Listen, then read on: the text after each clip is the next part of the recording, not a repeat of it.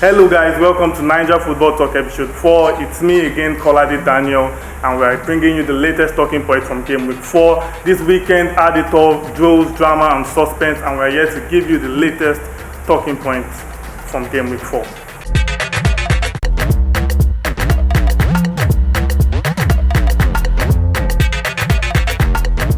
There has been a plethora of goals since the 2020-21 season kicked off. Bet houses are cleaning out big time while their customers are bleeding. Even pundits have been left bemused by the results that have defied their punditry skills. Welcome to perhaps what may be the new normal. Teams are conceding goals with reckless abandon.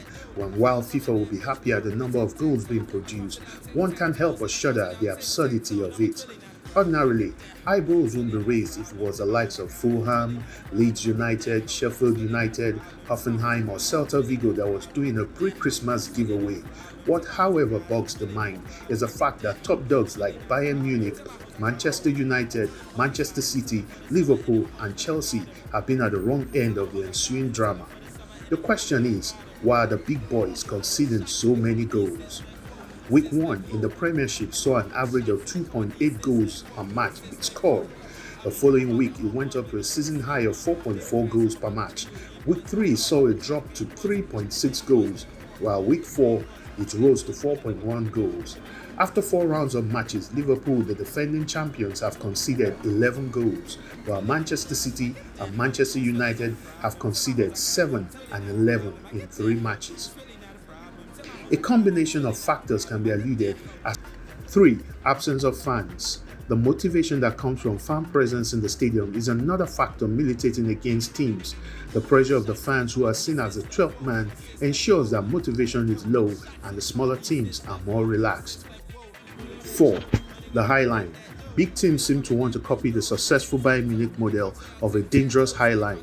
Lack of match fitness has left them exposed and put them at risk. The small teams do not have the onus to prove a point and can conveniently pack the bus and play on the counter. After all is said, the big teams have the international break to regroup and come back forcefully and prove that it was all an early season blip. Pragmatism should be their watchword. If not, there will be more goals, and who are we to complain? After all, we all love to see goals.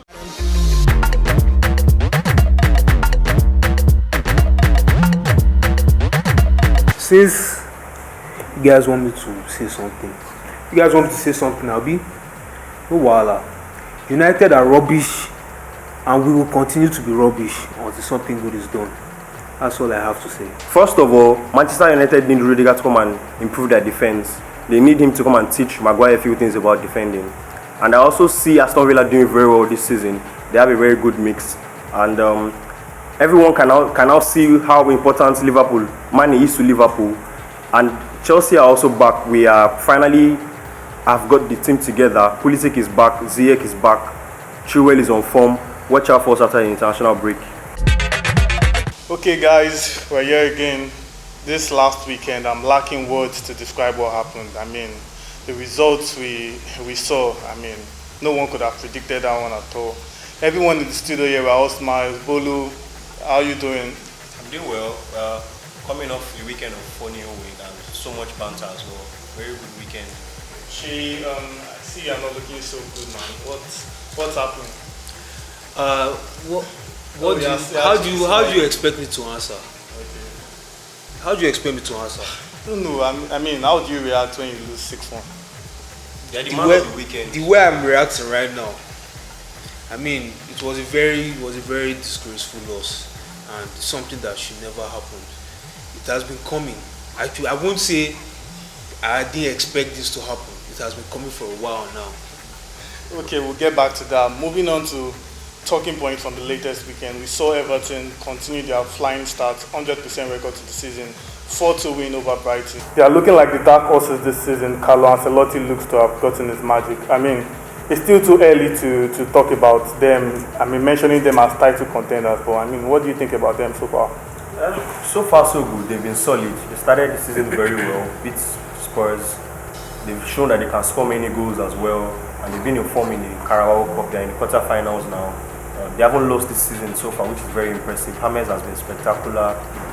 Cavallini has changed. He's something else now. Richarlison is on form. Ducouré and Alan are doing their jobs. Everything is in sync. It looks also perfect for Ancelotti right now, except Pickford, who is just the only little problem they have. Pickford will always be Pickford. English keeper, but he's getting replacements. He's getting competition in the goalkeeping department. Yes. What is happening with Everton right now is just a testament to a board that knows what the manager wants and has backed the manager financially. Got him Alan, got him Doucouré, got him James Rodriguez, and all three of them are serving a purpose in the team. The team is working as a unit for James Rodriguez to create chances and for Cavallini to score goals. Okay, so quick one here, so we wrap it up on Everton. We know they are doing well so far and all of that. Just where can you predict them ending this season? Top six. Top six, yeah. Wow. It also looks like they'll be replacing Leicester in the top 6. That's an interest. That means the likes of Arsenal and co. Where do you see them finishing it? Oh well, I don't know. It's Everton against the world right now because they are league leaders. Okay, so let's move on to Manchester City. Pep Guardiola versus Marcelo Bielsa. What a game! Guardiola said Bielsa is the most respected person for him in football, you know. Now there's this talk about, if Liverpool are going to lose their grip on the title, Manchester City are the best side to, take the title from their grasp. But now, Manchester City have dropped points in their first 2 games of the season. In fact, this is the first time it has ever happened to Guardiola since his managerial career. So is this still early days once again, or are they actually starting to struggle? Well, first of all, what a game that was on Saturday. That was incredible. Brilliant. That was incredible. Marcelo Bielsa versus Pep Guardiola. You couldn't have wished for anything better. But Man City right now are in a dire state as a team. They are obviously a spectacular team, capable of beating anybody at any time. But like I said last week, if their best players, if their goal scorers, not just their best players, if their goal scorers cannot be available to play in important matches, they will keep struggling. That's just it.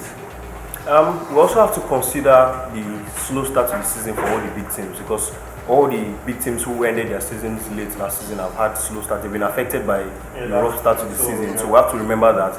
But City are in a situation whereby they're desperate to sort their defense. The attack is it will always score goals.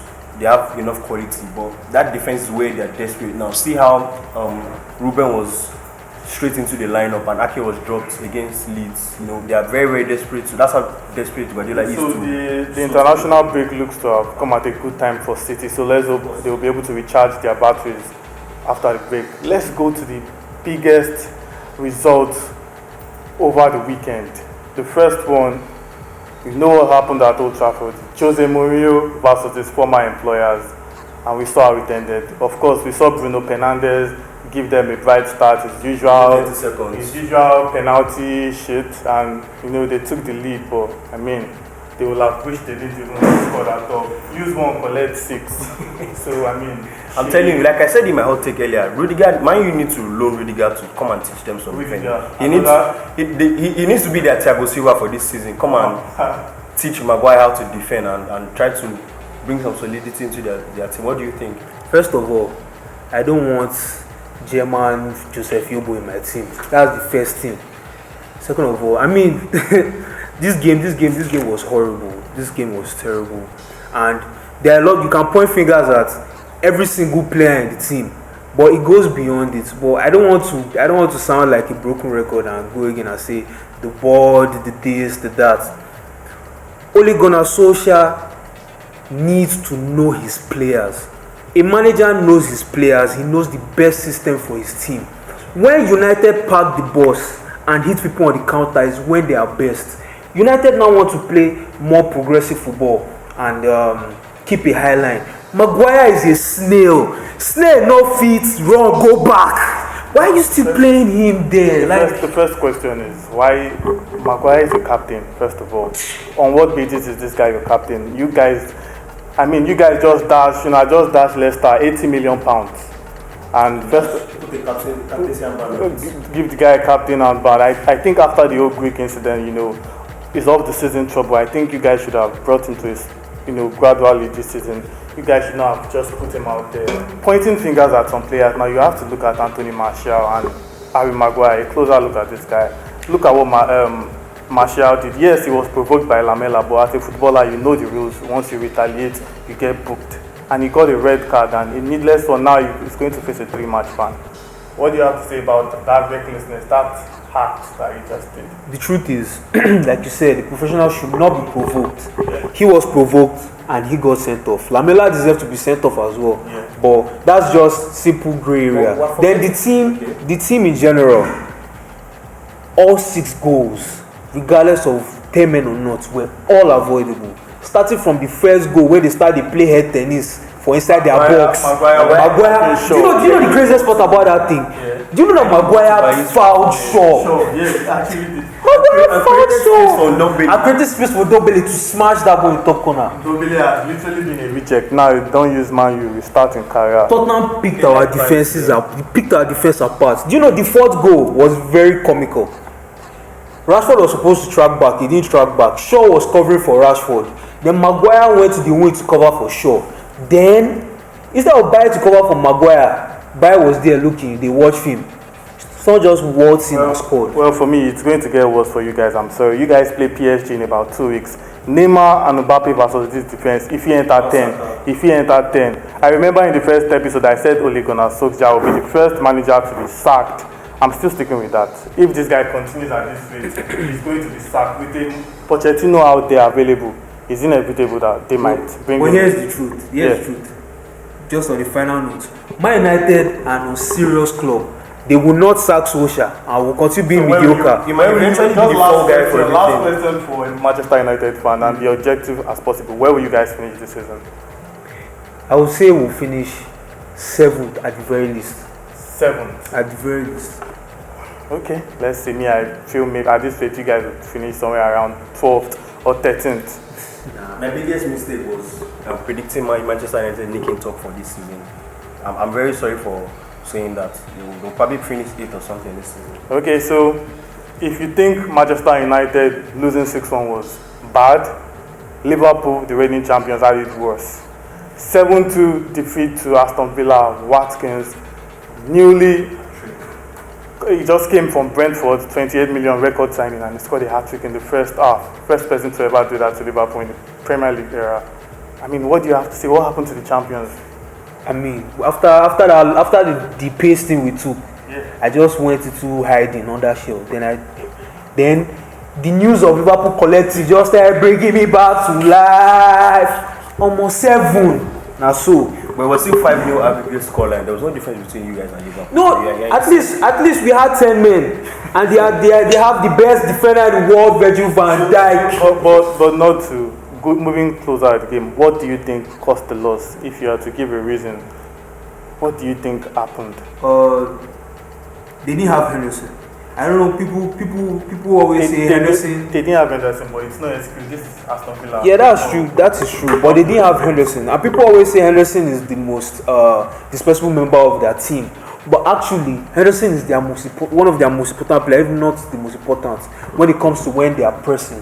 Then obviously Sadio Mane, who is the most hard-working forward in the front three. Forget that defensive, midfielding, striking guy that they have in the middle. I have an unpopular opinion that for me, Mane is the most important player in the Liverpool setup. Last season, he had the most match winners. He has the most match winners of any forward in the league, and from losing positions, Mane has scored the most goals. Yeah, and during the first half, if you watch Liverpool, I noticed so much that they were missing Mane, because there's so much that Mane does off the ball, on the ball, even in the box. There are so many half chances that he just finds a way to bury. There are so many chances in that first half that you know that with Mane in that box, he would have manufactured the finish. Just a matter of time for Liverpool.